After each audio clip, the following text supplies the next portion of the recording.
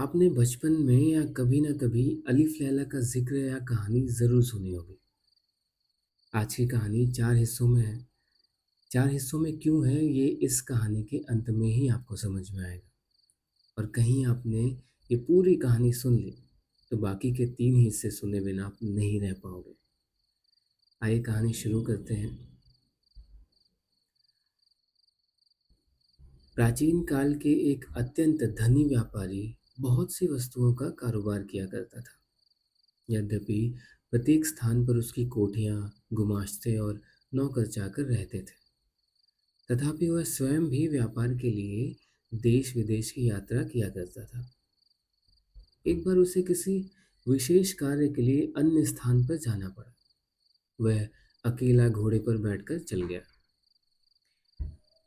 गंतव्य स्थान पर खाने पीने को कुछ नहीं मिलता था, इसलिए उसने एक खुर्जी में कुलचे और खजूर भर लिए। काम पूरा होने पर वह वापस लौटा और चौथे दिन सवेरे अपने मार्ग से कुछ दूर सघन वृक्षों के समीप एक निर्मल तड़ाग देखकर उसके विश्राम करने की इच्छा हुई। वह घोड़े से उतरा और तालाब के किनारे बैठकर कुलचे और खजूर खाने लगा। जब पेट भर गया तो उसने जगह साफ करने के लिए खजूर की गुठलियां इधर उधर फेंकनी शुरू कर दी और आराम करने लगा। इतने में उसे एक महाभयंकर दैत्य अपनी ओर बड़ी सी तलवार खींचे आता दिखाई दिया। पास आकर दैत्य ने क्रोध से गरज कर बोला, इधर आ, मैं तुझे मारूंगा। व्यापारी उसका भयानक रूप देखकर और गर्जन सुनकर कांपने लगा और बोला, स्वामी, मैंने आपका क्या अपराध किया है या क्या बिगाड़ा है कि आप मेरी हत्या कर रहे हैं? दैत्य ने कहा, तूने मेरे पुत्र की हत्या की है, मैं तेरी हत्या करूंगा। व्यापारी ने कहा, मैंने तो आपके पुत्र को देखा भी नहीं, भला मैंने उसे कैसे मारा? दैत्य बोला, क्या तू अपना रास्ता छोड़कर इधर नहीं आया? क्या तूने अपनी झोली से निकाल कर खजूर नहीं खाए और उनकी गुठलियां इधर उधर नहीं फेंकी? व्यापारी ने कहा, हाँ, आपकी बातें बिल्कुल ठीक है, मैंने ऐसा ही किया। दैत्य ने कहा, जब तू गुठलियां फेंक रहा था तो इतनी जोर से फेंक रहा था कि एक गुठली मेरे बेटे की आंख में जा लगी और बेचारे का उसी समय प्राणांत हो गया। अब मैं तुझे मारूंगा। व्यापारी बोला, स्वामी, मैंने आपके पुत्र को जानबूझकर तो नहीं मारा, फिर भी मुझसे जो भूल हुई मैं उसके लिए आपके पैरों में गिरकर क्षमा मांगता हूँ। दैत्य ने कहा, मैं न दया करता हूँ न क्षमा। और क्या खुद तुम्हारी शरीयत में नरवध के बदले नरवध की आज्ञा नहीं दी गई है? मैं तुझे मारे बगैर नहीं रहूंगा। यह कहकर दैत्य ने व्यापारी की बाह पकड़कर उसे पृथ्वी पर गिरा दिया और उसे मारने के लिए तलवार उठाई। व्यापारी अपने स्त्री पुत्रों को याद कर करके विलाप करने लगा, साथ ही ईश्वर और पवित्र आत्माओं की सौगंध दिला दिलाकर दैत्य से अपने प्राणों की भिक्षा मांगने लगा। दैत्य ने यह सोचकर हाथ रोक लिया कि जब यह थक कर हाथ पांव पटकना बंद कर देगा तो इसे मारूंगा। लेकिन व्यापारी ने रोना पीटना बंद ही नहीं किया। अंत में दैत्य ने उससे कहा, तू बेकार ही अपने को और मुझे तंग कर रहा है। तू अगर आंसू की जगह आंखों से खून भी बहाए तो मैं तुझे मार डालूंगा। व्यापारी ने कहा, कितने दुख की बात है कि आपको किसी भांति मुझ पर दया नहीं आती। आप एक दीन निष्पाप मनुष्य को अन्यायपूर्वक मारे डाल रहे हैं और मेरे रोने गिड़गिड़ाने का आप पर कोई प्रभाव नहीं होता। मुझे तो अब भी विश्वास नहीं होता कि आप मुझे मार डालेंगे। दैत्य ने कहा, नहीं, मैं निश्चय ही तुम्हें मार डालूंगा। जब व्यापारी ने देखा कि दैत्य मुझे किसी प्रकार जीवित नहीं छोड़ेगा तो उसने कहा, स्वामी, यदि आपने मुझे वध्य समझ ही लिया है और किसी भांति भी मुझे प्राणदान देने को तैयार नहीं है तो मुझे बस इतना अवसर तो दे दीजिए कि मैं घर जाकर अपने स्त्री पुत्रों से विदा ले लूं और अपनी संपत्ति अपने उत्तराधिकारियों में बांट आऊं, ताकि मेरे पीछे उनमें संपत्ति को लेकर कोई भी लड़ाई ना हो। मैं प्रतिज्ञा करता हूँ कि यह सब करने के बाद मैं इसी इसी इसी स्थान पर पहुँच जाऊँगा। उस समय आपको जो ठीक समझे, आप वो मेरे साथ करें। दैत्य ने कहा, यदि मैं तुम्हें घर जाने दूँ और तुम वापस ना आओ, फिर क्या होगा? व्यापारी बोला, मैं जो कहता हूँ उससे फिरता नहीं। फिर भी यदि आपको विश्वास ना हो, तो मैं उस भगवान की जिसने पृथ्वी, आकाश आदि सब कुछ रचा है, उनकी सौगंध खाकर कहता हूँ कि मैं घर से इस स्थान पर अवश्य वापस आऊँगा। दैत्य ने कहा, तुम्हें कितना समय चाहिए? व्यापारी ने कहा, मुझे केवल 1 वर्ष की मोहलत चाहिए, जिसमें मैं अपनी सारी जायदाद का प्रबंध करके आऊँ और मरते समय मुझे कोई चिंता ना रहे। मैं प्रतिज्ञा करता हूँ कि वर्षोपरांत मैं इसी स्थान पर आकर स्वयं को आपके सुपुर्द रख दूंगा। दैत्य ने कहा, अच्छा, मैं तुम्हें 1 वर्ष के लिए जाने दूंगा, किंतु तुम यह प्रतिज्ञा ईश्वर को साक्षी मानकर करो। व्यापारी ने ईश्वर को व्यापारी ने ईश्वर की सौगंध खाकर प्रतिज्ञा दोहराई और दैत्य व्यापारी को उसी तालाब पर छोड़कर अंतर्ध्यान हो गया। व्यापारी अपने घोड़े पर सवार होकर घर को चल दिया। रास्ते में व्यापारी की अजीब सी हालत हो गई। कभी तो वह इस बात से प्रसन्न होता कि अभी उसके पास 1 वर्ष है जीवित रहने के लिए, और कभी 1 वर्ष ही है इस बात की निश्चित मृत्यु पर शोकातुर हो उठता। जब वह घर पहुंचा तो उसकी पत्नी और बंधु बांधव उसे देखकर बहुत प्रसन्न हुए, किंतु वह उन लोगों को देखकर रोने लगा। वे लोग उसके विलाप से समझे कि उसे व्यापार में कोई भारी घाटा हुआ है या कोई और प्रिय वस्तु उसके हाथ से निकल गई है, जिससे उसका धैर्य जाता रहा। जब व्यापारी का चित्त संभला और उसके आंसू थमे, तो उसकी पत्नी ने कहा, हम लोग तो तुम्हें देखकर प्रसन्न हुए हैं, तुम क्यों इस तरह रो धो रहे हो? व्यापारी ने कहा, अरे रो धो नहीं तो क्या करूं? मेरी जिंदगी के 1 ही वर्ष और हैं।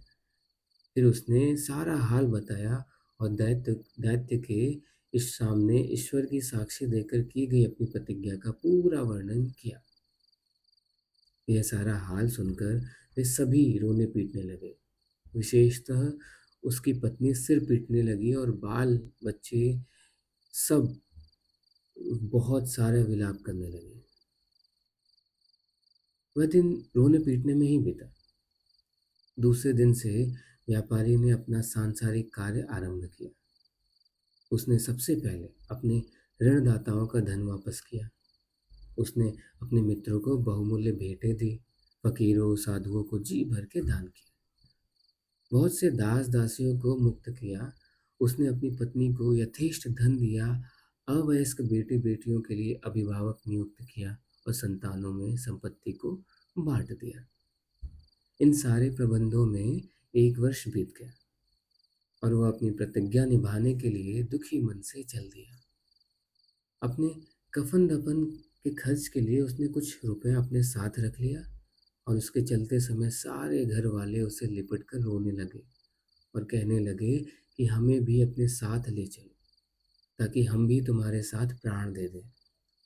व्यापारी ने अपने चित्त को स्थिर किया और उन सबको धैर्य दिलाने के लिए कहने लगा कि मैं भगवान की इच्छा के आगे सिर झुका रहा हूँ। तुम लोग भी धैर्य रखो। यह समझ लो कि एक दिन सभी की मृत्यु होनी है। मृत्यु से कोई भी नहीं बच सकता। इसलिए तुम लोग धैर्यपूर्वक अपना काम करो और मुझे जाने दो। अपने सगे संबंधियों से विदा लेकर व्यापारी चल दिया और कुछ समय के बाद उस स्थान पर पहुंच गया जहाँ उसने दैत्य से मिलने को कहा था।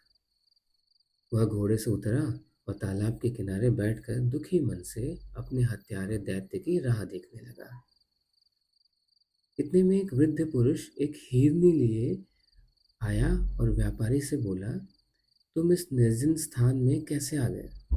क्या तुम नहीं जानते कि बहुत से मनुष्य धोखे से इस अच्छा विश्राम स्थल समझते हैं इस जगह को, और यहाँ आकर दैत्यों के हाथों भांति भांति के दुख पाते हैं। व्यापारी ने कहा, आप तो ठीक कहते हैं। मैं भी इसी धोखे में पड़कर एक दैत्य का शिकार होने वाला हूँ। यह कहकर उसने बूढ़े को अपना सारा वृत्तांत बता दिया। ध्यान दीजिएगा, ये अभी पहला बूढ़ा आया है जो हिरन लेकर आया है। ठीक है। अब बूढ़े ने आश्चर्य से कहा, यह तुमने ऐसी बात बताई जैसे संसार में अब तक किसी ने नहीं सुनी होगी। तुमने ईश्वर की जो सौगंध खाई थी, उसे पूरा करने में प्राणों की भी चिंता नहीं की। तुम बड़े सत्यवान हो और तुम्हारी सत्य निष्ठा की जितनी प्रशंसा की जाए कम है। अब मैं यहाँ ठहर कर देखूंगा कि दैत्य तुम्हारे साथ क्या करता है। वे आपस में वार्तालाप करने लगे कि इतने में ही एक और वृद्ध पुरुष आया जिसके हाथ में रस्सी थी और दो काले कुत्ते उस रस्सी से बंधे हुए थे। वह उन दोनों को उनका हाल पूछने लगा।